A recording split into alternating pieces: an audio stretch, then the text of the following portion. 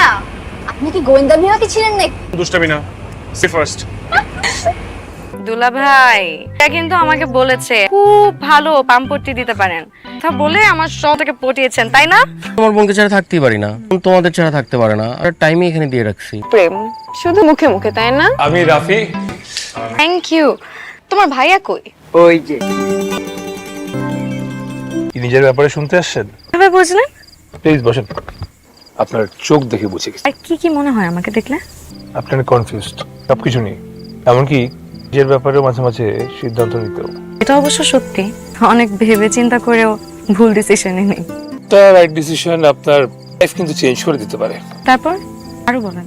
আরো মিশতে অনেক পছন্দ করি, কথা বলতে, জানতে, শুধু এটার জন্য আপনার কথা শুনতে হয়েছে। হেই, সত্যি করে বলেন তো, আপনি আমাকে আগে থেকে চিনেন? বলতে চাইনি। আচ্ছা আমরা কি বন্ধু হতে পারি না? পারি। থেকে তুমি